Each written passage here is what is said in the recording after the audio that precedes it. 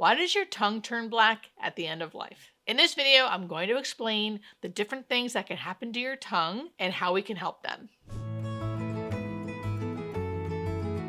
Oral care at the end of life is important. Now, is it the most important? Definitely not.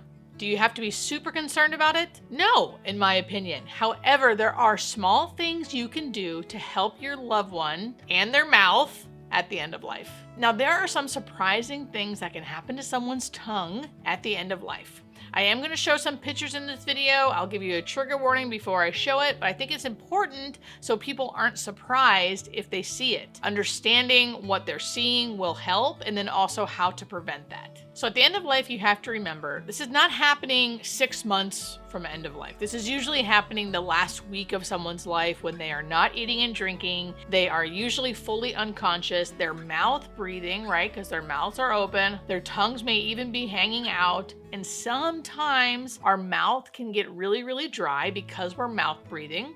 We're not usually doing good oral care because it's hard to brush someone's teeth who's unconscious and brush someone's tongue who's unconscious. So all that bacteria, the medications they've been taking, the air, the dryness can make their tongues look bad. So we'll talk about that and then kind of how to help it. So the one that upsets people the most is something actually called black hair tongue. Now I'm going to show some pictures. It is graphic. I'll give you a trigger warning, but I want to show you what it looks like just in case if you've seen it with your loved one, you know what it is and how we can help. So what you're seeing in those pictures is a common condition that happens on the tongue at the end of life because the papillae, or the tiny bumps on your tongue, grow too long. They trap food and bacteria and the medication you're giving on the tongue, causing it to turn black. To be fair, this is no one's fault. Now, a lot of people may feel guilt because they see their loved one's mouth and they're like, we haven't brushed their teeth, we haven't brushed their tongue, what can we do? We haven't taken them to the dentist. And I get it. However, I will say at the end of life, we have to weigh the risk versus benefit and like the needs of the person. Someone going to the dentist at this point is not what's going to happen, nor what should happen. The best thing you can do is use these green sponges. They're my favorite things. You put ice cold water on them and you put them on your loved one's mouth, your loved one's teeth, their tongue. I'll actually show a video of this later, but that's the best thing you can do. And guess what? Hospice can provide you with these. Now, there are other reasons why someone's tongue can turn black, but specifically on hospice at the end of life, it's usually just because the mouth is dry, the mouth is open, the tongue is out, and bacteria and medication are getting trapped on that tongue, and there's no oral hygiene happening. So that's usually why. There are other reasons, but specifically for the end of life, that's usually why we're seeing it. Now, the tongue doesn't have to look black. That is like the worst case scenario or the one that's most upsetting to people, but it also can just look dry. It can get really hard, and if you see it dry and really hard, that's usually just because their mouth is dry. Their mouth is dry because, again, open, and then that air is going over their tongue, which is causing it to dry out. Again, like I showed you before, those sponges that hospice can provide for you will help you just keep their tongue as moist as possible while they're mouth breathing. The next picture I want to show you is something called thrush. It's where like a white coating can go over someone's tongue, sometimes on their gums and the back of their throat. So trigger warning, here's the photo.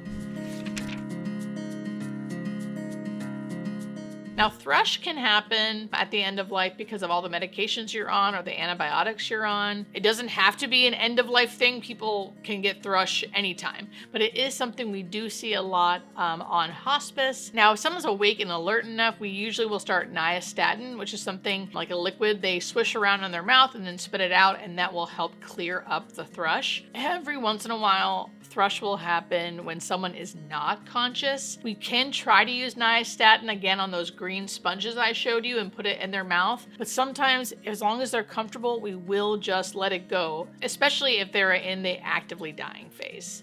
Again, when someone's actively dying, our main focus will be their comfort. Now, thrush can be uncomfortable, but just depends on how close they are to the end of life. So like I said, if someone's actively dying, I would more focus on making sure they're comfortable, giving morphine, clean, safe, and comfortable versus really trying to help the thrush. So, why do I like to talk about this? I think it's important we talk about the mouth because so many of my followers write into me and say, my mom's tongue was black when she died, or my dad's tongue was sticking out of his mouth and like really hard, almost like a brick. And it can be alarming to some people about why is this happening and how do we help it? Usually, by the time a tongue looks like that, we can help it in the sense of just making sure we moisten it every day, multiple times a day with those green sponges. But what I like to educate about is to try to prevent that from happening. And a lot of times we can prevent that from happening by, again, keeping that mouth moist before it dries out.